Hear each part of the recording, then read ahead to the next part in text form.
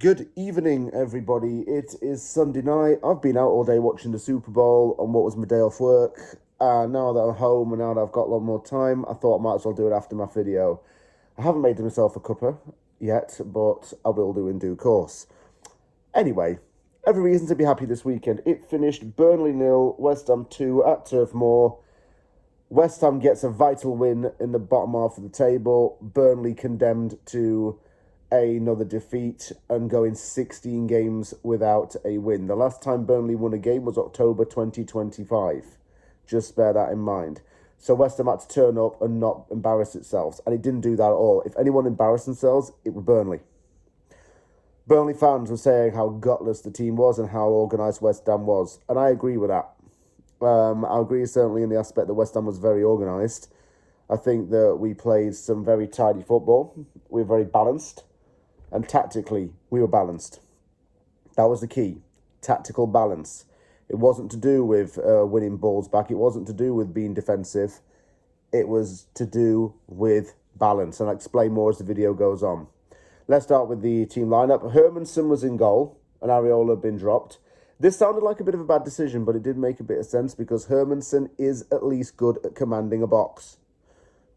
Areola's been letting in a lot of goals, and it was time to give Hermanson a chance. He later admitted that he didn't feel right to drop him when he first started in goal at the beginning of the season.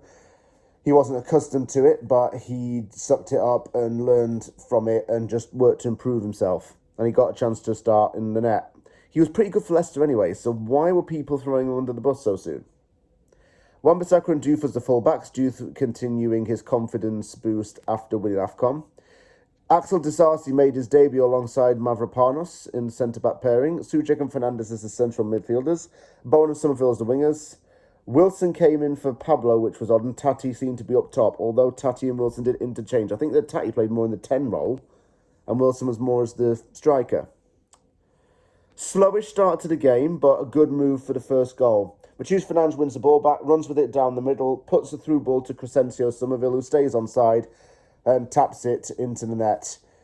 5 consecutive games with a goal. The first West Ham player to do that since Jesse Lingard did it in 2021. Never fall in love with a lone player. I know. Good memories. Anyway, Cree is in the form of his life at West Ham. That goal gave him another big confidence boost, no doubt. It wasn't exciting football from West Ham, but it was just fundamentally good. Burnley couldn't get a sniff at the goal. And don't forget, Burnley is the team that has faced the most shots in the league this season. So West Ham tried to take advantage of this.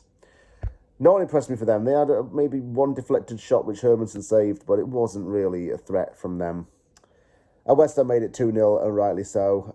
Somerville in the transition, gets it to Diouf. Diouf whips in a beautiful cross into the box, and Tati heads it in for his first ever Premier League goal. And we were just in control. 2-0 calmed it down, but we couldn't rest on our laurels, and we certainly couldn't in the second half. This is where the tactical balance became effective, and it came in after a very early scare in the second half. Hermanson was called in to make a stop from close range after a scramble in the box, and some good defending from Wan-Bissaka and Mavropanos kept Burnley away, but Burnley kept hammering. They made attacking subs. They brought on 3 attacking players. And West Ham needed to counter this. So what did West Ham do? Well, not bring on a centre-back. We didn't need to go 5 at the back. But we had to maintain our stature in the game. So what did Nuno do? He learnt from last week. He did not put on a centre-back. He put on a defensive midfielder. So he took off Wilson. And put on Potts.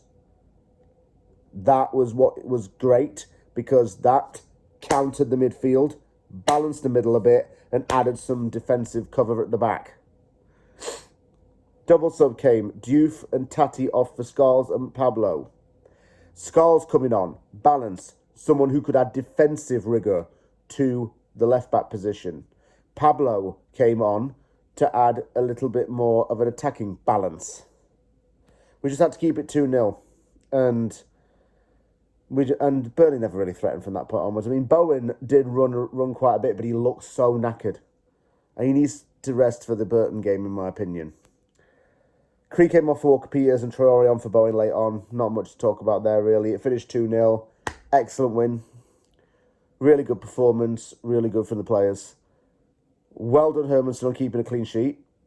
Is second of the season. Because the last time he kept a clean sheet, by the way, he started, and it was against Nottingham Forest, who was managed by Nuno at the time. Just saying. Juice looks really confident. Disasi, oh my God, man. I've got to talk about this guy. What a debut. Pinging balls like a pinball machine from the back. Excellent from him.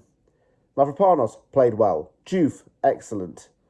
Fidange, 10 out of 10 masterclass again. Souček, not glamorous, but kept composure. Tati, great goal. And the new chant, the lip up daddy, your lip up daddy, Castellanos. Loving it. Somerville again in fine form. We're looking good. And we're looking good going into this final stretch.